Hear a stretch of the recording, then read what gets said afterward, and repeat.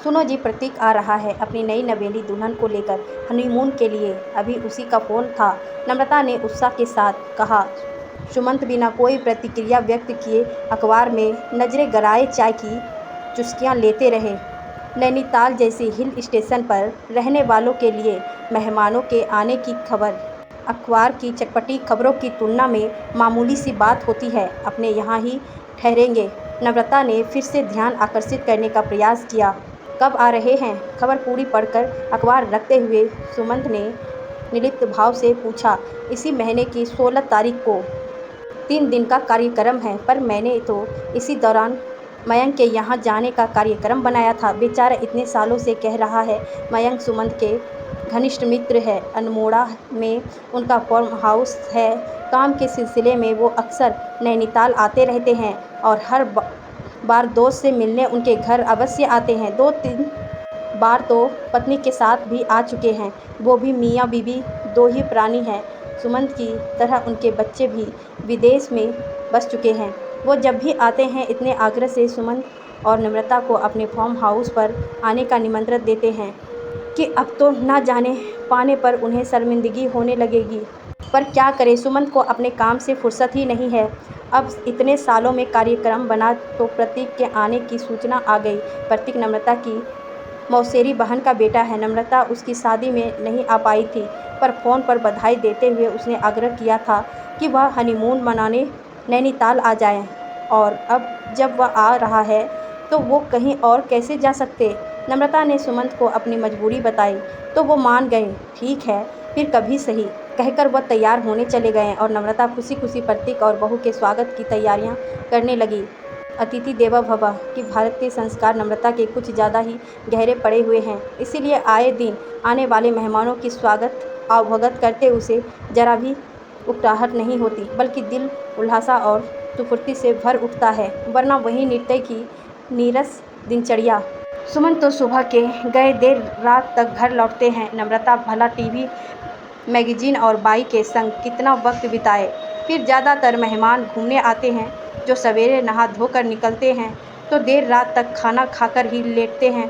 इसीलिए काम का ज़्यादा बोझ भी नहीं बढ़ता और उनसे हंस बिताया कर नम्रता तौर ताज़ा हो जाती। इसी बहाने उसे चाय नाश्ते के संग अपनी पाक कला के गुण प्रदर्शित करने का मौका भी मिल जाते। सुमंत भी ऐसा मौका पर पूरा लुत्फ़ उठाते हैं और खाना पान के दौरान कई बार मजाक करने से भी नहीं चूकते। आप लोग आते रहा करिए, इसी बहाने हमें अच्छा खाने को मिल जाता है। नम्रता झूठ मूठ आंखें तैरते देती, पर सच ही तो है। 2 लोगों के लिए कुछ बनाने का मन ही नहीं करता। फिर सुमंत को डायबिटीज़ भी है, इसीलिए परहेज का पूरा ध्यान रखना पड़ता है। पर मेहमानों के आने पर 2 दिन उन्हें भी पूरा छूट मिल जाती है। सोचते हुए नम्रता जल्दी जल्दी पानी भरने लगी। हिल स्टेशन पर पानी की बड़ी किल्लत रहती है। बड़ी मुश्किल से कुछ देर के लिए पानी चढ़ता है। अरे हाँ, उन्हें कुछ उपहार भी तो देना है। शादी में तो जा नहीं पाए, अब यहाँ आ रहे हैं तो अच्छा मौका है। पर क्या दूँ? कोई अच्छा सा जेवर या कपड़े या सौंदर्य प्रसाधन या नई गृहस्थी बसाने का कोई सामान, पर ये सब तो उनके पास होगा ही। फिर क्या दूँ? सुमंत से पूछना तो बेकार है। वो तो इन बातों को झमेला मान कर दूरी ही रहते हैं। सब कुछ मुझ पर ही छोड़ रखा है। नम्रता हुआफों में थी, उधेड़बुन में उलझी वह घर के काम निपटा रही थी। चलो, आने पर उन्हीं से पूछूंगी या टोल लेने की कोशिश करूंगी कि उन्हें क्या चाहिए। सोचकर नम्रता थोड़ी निश्चित हुई। निश्चित समय पर प्रतीक दुल्हन के संग आ गया। मेघना सचमुच गुड़िया सी थी। नाजुक, संकोचित, धीमी आवाज़, आदर्शक नई बहू की तरह वह हर काम में नम्रता की मदद करती, दुपट्टा सर पर डाले रखती। नम्रता ने उसे व्यर्थ तकलीफ के लिए मान लिया भी किया, पर वह चुप रहती। नम्रता ने सुमंत से दबे स्वर में शिकायत भी की तो वो बोली, अरे तुम सास हो, उसकी उम्र और अनुभव का लंबा फासला है। तुम दोनों के बीच क्या उम्मीद रखती हो? वह सहेलियों की तरह तुमसे हंसी ठराका करेगी? नम्रता मन मार कर रह गई। शायद सुमंत ठीक ही कहते हैं। रात को वह उनके कमरे में पानी का गिलास देने गई तो अंदर हो रही बातों को सुन बाहर ही ठिठक गई। तुमने मुझे पहले बताया क्यों नहीं कि यहाँ हम किसी 5 स्टार होटल में हनीमून स्वीट में नहीं, वरन तुम्हारी मौसी के यहाँ रुकने वाली हैं? मेघना का नाराज़गी भरा स्वर सुनकर नम्रता चौंक उठी। यहाँ कोई तकलीफ़ है तुम्हें? मौसी कितना ख्याल रखती है हमारा। प्रतीक की दबी दबी आवाज़ थी। मैं उन्हें दोष नहीं दे रही, वो तो ज़रूरत से ज़्यादा कर रही है हमारे लिए, लेकिन हम हनीमून मनाने आए हैं, एक दूसरे से घुलने के लिए, प्यार रोमांस के लिए। हमें जो उन्मुक्त वातावरण चाहिए। मैं तो सोच रही थी हम किसी आलीशान होटल के स्वीट में ठहरेंगे, जहाँ बस तुम और मैं और तुम होंगे, तीसरा और कोई नहीं। मेघना भावनाओं में बहने लगी थी। बंदिश तो यहाँ भी कोई नहीं है। मेघना मौसी तो कुछ ही नहीं कहती है। प्रतीक का अपराधी सा स्वर उभरा। तुम समझ नहीं पा रहे हो मैं क्या सोचती हूँ। मौसी तो नहीं कहेगी, लेकिन मुझे तो लगता है ना, ब्याहता हूँ, ससुराल है, यहाँ मेरा संकोच जकड़े रहता है हर वक्त। तुमसे चुहल करते भी डर लगता है कोई देख ना ले।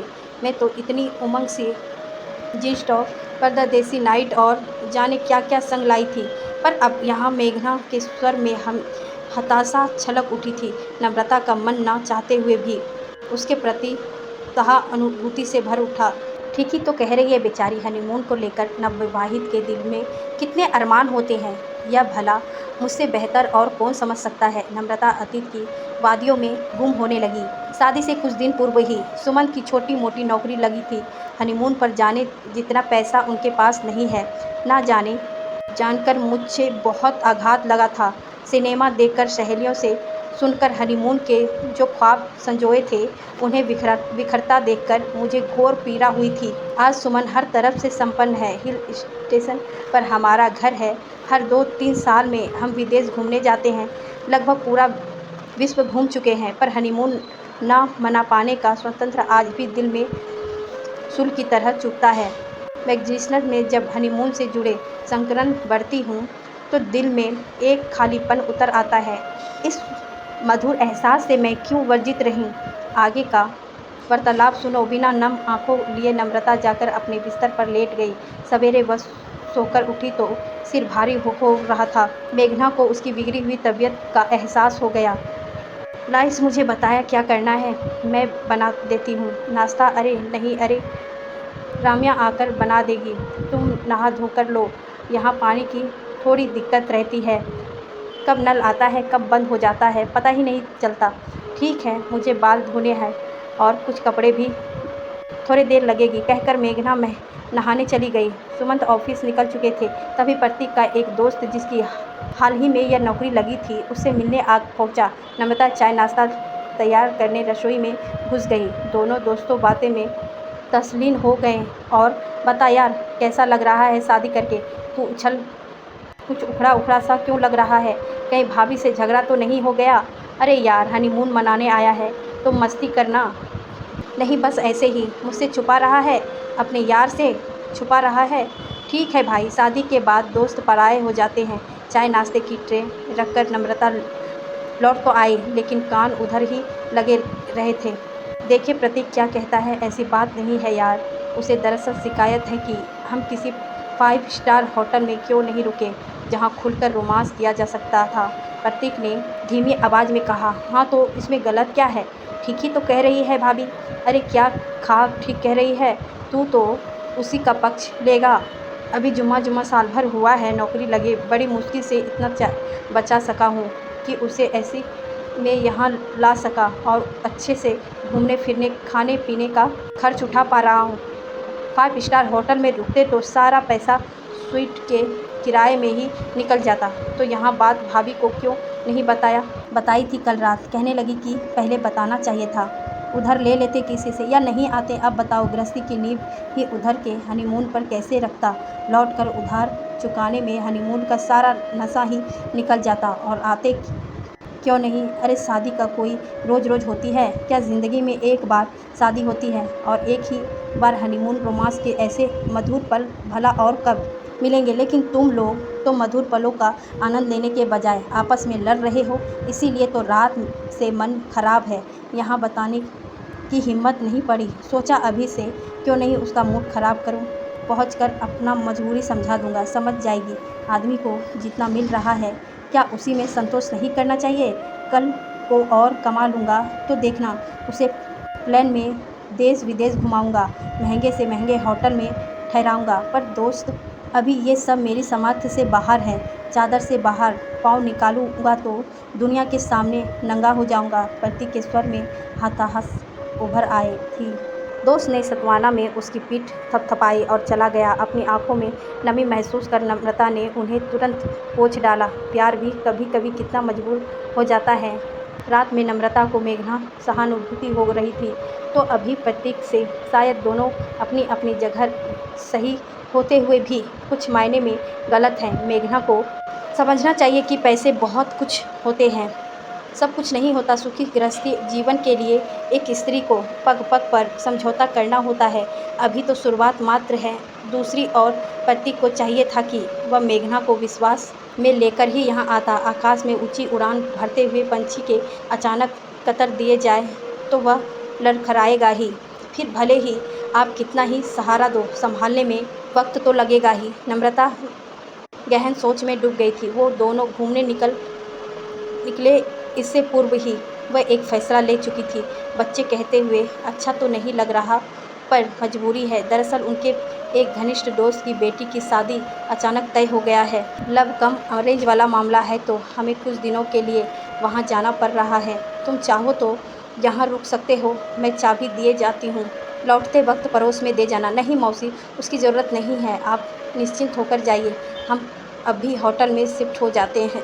वैसे भी पूरा दिन तो हम बाहर ही रहते हैं। प्रतीक के बीच में ही अपना मत रख दिया कीजिए। सब कुछ नम्रता की योजना के अनुसार हो रहा था। अच्छा बेटा, जैसी तुम्हारी मर्जी, पर यदि तुम्हें होटल में ही शिफ्ट होना है तो उसके लिए एक दोस्त का यहाँ 5 स्टार होटल है, वहाँ सही कीमत पर हम तुम्हारे लिए स्वीट बुक करा देते हैं। यहाँ तुम दोनों को हमारी ओर से शादी का तोहफा है। अब इसके लिए इनकार मत करना, वरना मैं नाराज़ हो जाऊँगी। पर मौसी, इतना महंगा तोहफा? ना ना, तोहफे की कीमत नहीं हाँकते। अच्छा, मैं सुमंत को से बात करती हूँ, तुम अपनी पैकिंग करो, मैं अपनी पैकिंग करती हूँ। प्रतीक के चेहरे से खुशी टपकी पड़ रही थी, वही मेघना के चेहरे पर शर्मिंदगी और पछताव के मिले जुले भाव थे। शायद उसे स्थिति का कुछ अनुभव हो गया था। नम्रता ने स्नेह से उसके सिर पर हाथ फेरा तो वह भावुक होकर उसके सीने से लग गई। फार्म हाउस जाते वक्त नम्रता ने सुमंत को सारी बात बताई तो वो ठाके मारकर हंस पड़े। वाह मैडम, आपने तो एक ही तो तीर से कई शिकार कर डाले, हमें भी खुश कर दिया और उन दोनों को भी।